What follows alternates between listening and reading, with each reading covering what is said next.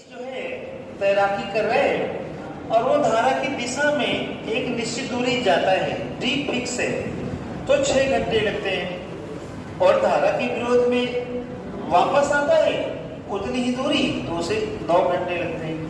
अब वापसी में तो टाइम ज्यादा लगेगा ही, क्योंकि धारा से क्या करना पड़ेगा, लड़ाई करनी पड़ेगी। तो कहते हैं कि धारा की चाल 3 किलोमीटर प्रति घंटा है, तो शांत जल में बोट की चाल क्या होगी। आपको हमने अभी प्रूव कराया है कि V और बटे U बराबर T1 प्लस T2, तो जोड़ दें 9 धन 6 और बटे T1 माइनस T2 या T माइनस T, चूंकि समय माइनस में नहीं होता, 4 माइनस में नहीं होता, तो एडजस्ट कर लें, यानी 15 और बटे कितना, यानी अनुपात आ जाना चाहिए। अब सवाल कहता है कि यार धारा की चाल तो 3 है, इसका मतलब क्या है। देखो धारा की चाल 1 है, तो शांत जल में बोट की चाल 5 है, और सवाल कहता है नहीं 1 का मान तो 3 है, तो 5 का मान कितना हो जाएगा। लो भाई आगे हल करें और आगे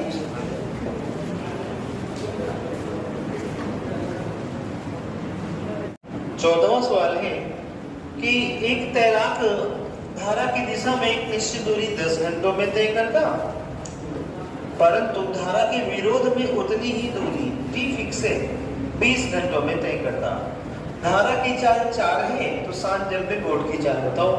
अभी अभी हमने एक फार्मूला प्रूव किया है कि V बटे U का मान क्या होता है, T1 प्लस T2 या समयों का जोड़ और बटे समयों का, ये जुड़ जाता है, ज्यादा होता है, क्योंकि V हमेशा U से क्या होती है, तैराक की चाल बोट की चाल ज्यादा होगी, धारा की कम होगी तभी तैर पाएगा, नहीं तो सुनामी आ जाएगी तो बोट को डुबा देगी। तो आइए देखिए, समय दिया है 10 और 20, 20 और 10 कितना हुआ, और 20 माइनस 10, उत्तर है 3 बटे।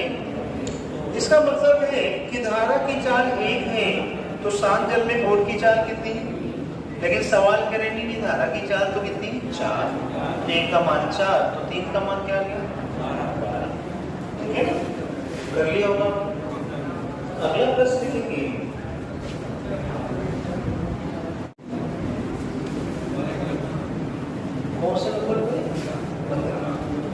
देखिए कहते हैं एक तैराक एक निश्चित दूरी निश्चित समय में धारा की दिशा में तय करता है, परंतु धारा के विरुद्ध उतनी ही दूरी तय करने में 2 गुना समय लेता है।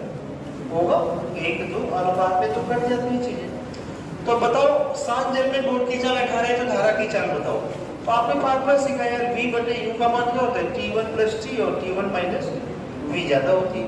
अब यहाँ T1 प्लस T नहीं है, अनुपात दिया या 1 समय या 2 समय, कोई बात नहीं, 1 और 2 क्या हो जाएगा, और 2 माइनस 1 क्या हो जाएगा। यहाँ भी आ गया V 3 है तो U 1 है, लेकिन इस बार ध्यान देना V का मान 18 है, यानी शांत जल में बोट की चाल 3 का मान 18 है, 1 का मान क्या हो जाएगा, गेम बजा देंगे। ठीक है, उतारने का समय नहीं दूंगा। एक और सवाल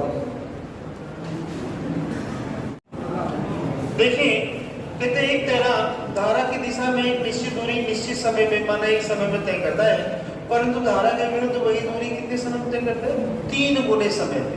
तो यहाँ 1 है तो यहाँ 3 है। फिर वही कहते दिया कि शांत जल में बोट की चाल 18 है, तो धारा की चाल बताओ। तो आपने सीखा है कि V बटे U का मान जो है वो समयों का जोड़ और समयों का अंतर होता है, तो 3 और 1 कितना हुआ, और 3 माइनस 1 कितना हुआ, तो ये आ गया 2 बटे। क्या गया, इसका मतलब है शांत जल में बोट की चाल 2 है, तो धारा की चाल 1 है, और सवाल कह रहे हैं शांत जल में बोट की चाल 18 है, भाई 2 का मान 18 तो 1 का मान 9 हो गया। क्या हो गया, फटाफट एक और सवाल लिख लें, हल मत करें, बाद में करें। अगला सवाल है, आखिरी सवाल इस नियम का, ए है जिसका नाम ए है, ए धारा की दिशा में एक निश्चित दूरी 6 घंटों में जाता है और फिर वापस आता है तो 9 घंटे लगते हैं। वो तो लगेगी ही, दिशा में जा रहा है तो वापस विपरीत में आएगा। ठीक है ना, जिन्होंने शुरू में मजा लिया है वो बाद में सजा पाएंगे। क्या, तो आपने देखा आपकी दिशा में 6 घंटे गया और फिर उतना ही वापस आ गया 9 घंटे में, टी फिक्स है। क्या है, तो यहाँ पे एक संबंध होता है कि V बटे U बराबर T प्लस T समयों का जोड़ और बटे समयों का अंतर। तो आइए VU का रेशियो देखिए, 9 6 और 9 माइनस 6 यानी ये हो गया 5/1। अच्छा, 1 का मान जो है 2 से 1/4 है, ये इसका मतलब 2.25 भी होता है। क्या होता है? तो 5 का मान 5 गुना हो जाएगा, 5 बचे 25, 5 दूनी 10 और 10 और 2 12, हासिल 1, 5 दूनी 10 और 1 कितना?